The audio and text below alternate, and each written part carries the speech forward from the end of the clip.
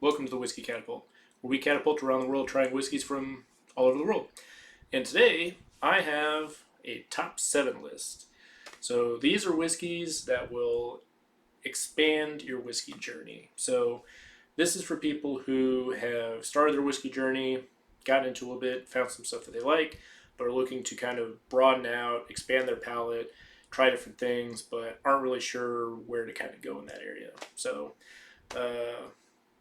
we're going to go around the world for this one because there's a lot of cool different options to kind of help with that. So I would like to give an honorable mention, and this is for international whiskeys. Okay, and I know that may seem like a lot, but give an example. This is English whiskey.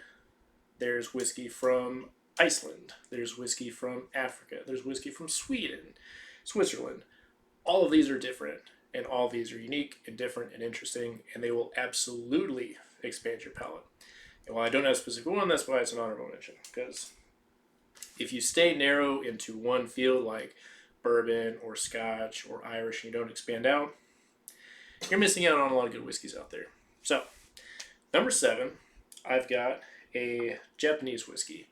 Now, these are still a little pricey, a little hard to get to, but I picked one that is readily available in my area, so good chance it's one of yours. And that is Nika Miko. Now, this one is a special rum cast finish version, but the regular Nika Miko sells for about $95. And I think it is a quintessential Japanese whiskey. If you really want to see what Japanese whiskey is all about, this is a great one to get into. Nika does a really good job with it. It's very floral, fruity. It's very different from anything that you had. A lot of Japanese whiskey takes from Scotch because that's where they learned to make whiskey. They brought it back and adapted a lot of those skills and tricks of the trade and stuff like that. But this one's kind of more uniquely on their side, and it's affordable. You could go with like a Yamazaki 12 or a Hakushu 12, but those are like $200 in my area right now, and I can't recommend that. That's too expensive. I wouldn't buy one myself for that price. But this one for like $90, absolutely. So a really good option for you there. So number 6 is a specific corn Texas whiskey. So this is still Austin Red Corn. This is their summer release.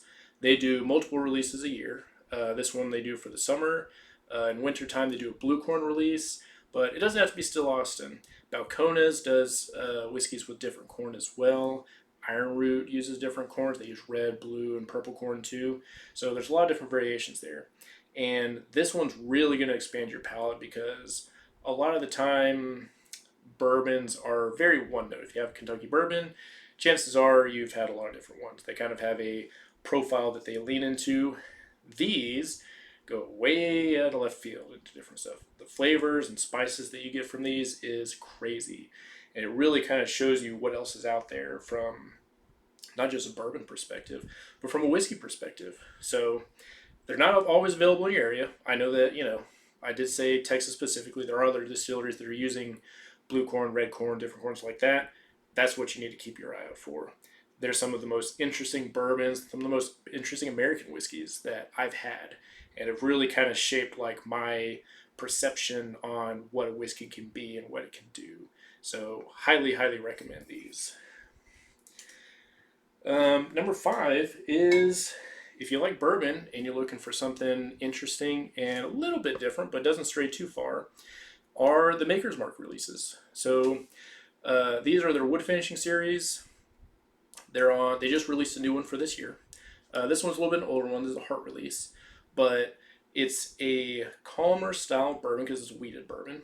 But their stave finishes are really interesting. They have a lot of different flavors, different complexities. They have these as store picks that you can usually find very easily. They do these releases pretty regularly, and most of the time they're not allocated. This one cost me about $75. Didn't have to wait in line, went and picked up store, and I really appreciate being able to find stuff like this. But the wood finishing that they do is very different than what you can get with regular bourbons like a Buffalo Trace or even the regular Maker's Mark. There's different spices, there's different elements in there. I had a store pick of one of these that the title is German Chocolate Cake, and I don't know how else to describe it other than it's cakey.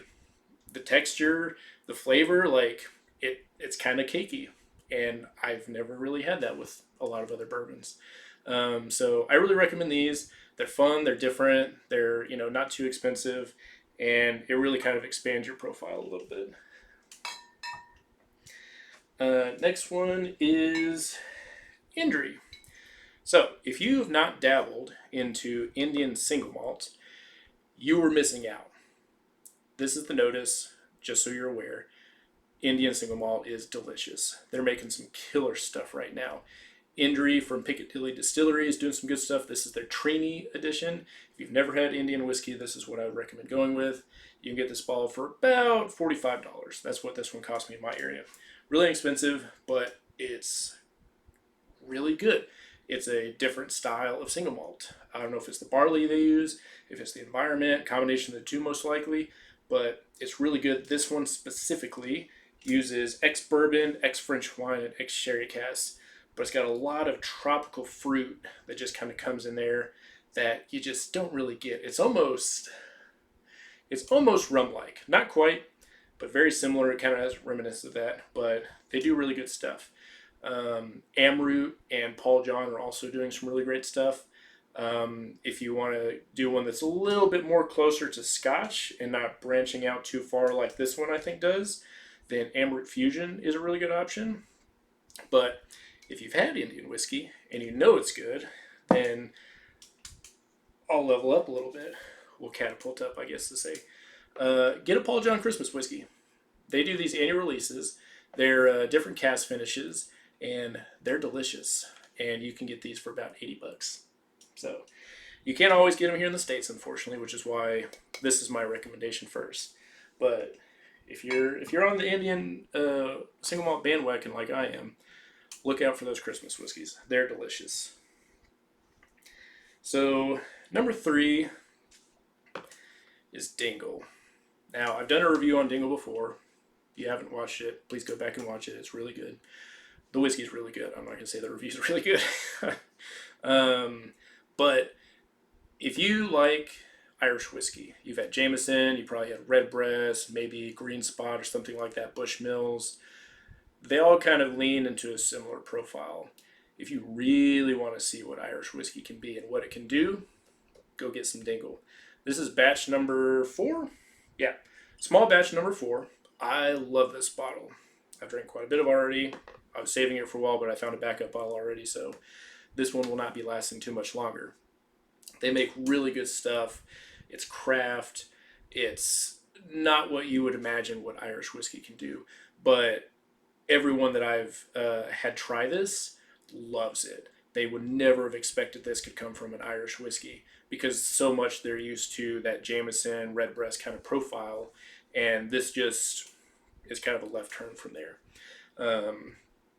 This bottle I got for $80 in my area. You can usually find them.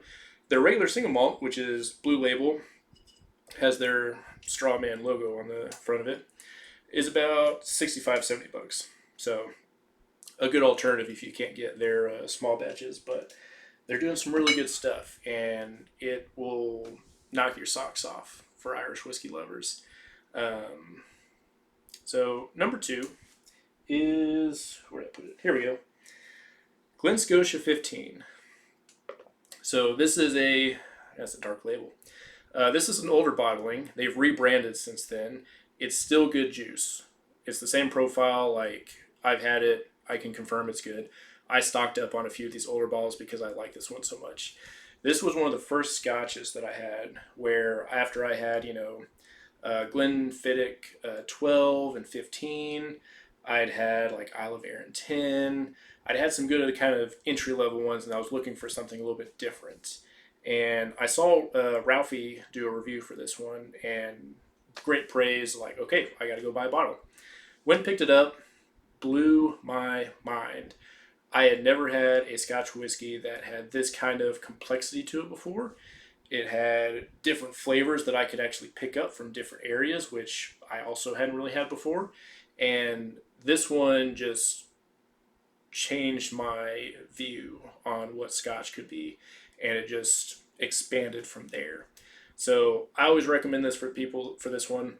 This is on my top 5 whiskeys of all time list, and I will have this as a permashelf because of how good I think it is and how much it just it does a really good job in expanding your palate and what you can normally get out of the kind of entry level stuff. So, and last but not least, I know some people aren't going to like me for this pick, but that's okay. You need a peated scotch in your life if you really want to expand your palate. I recommend Port Charlotte Isle Barley. So I'm not in the camp of a peat head of like an Ardbeg 10 or a peat monster from Compass Box or something that's just like, I just want smoke and peat, like Lefroy and stuff like that. That's not my wheelhouse. But I love peated scotch. And this is an excellent representation of a peated scotch that does it really well. It doesn't overkill on the peat or the smoke. You can still taste the malted barley notes on there. You can still get some of the like fruits and nuances in there. And it's a really good, I think one of the best entry levels to this one. Most people would say Lefroy 10. I'm not going to argue with Lefroy 10 results. A lot of people say their first one was Lefroy 10. They fell in love with peated scotch. I'm not going to argue with that. This is my personal recommendation one. I think this one balances a little bit better. It's not going to scare you away. And the price is actually pretty good. I got this one for $75 or $80 in my area, which is a pretty good deal for an Isle Barley one. It's 7 years old. This is the 2014 release, and I absolutely love it. So I think it's a good way to get into the peated scotch realm. And because honestly, if you're too scared away from peated scotch, you're missing out on a lot of good stuff. And this one will expand your palate and broaden your horizons on how good scotch can be. So that's my list. If I miss anything or you disagree with anything, feel free to leave a comment.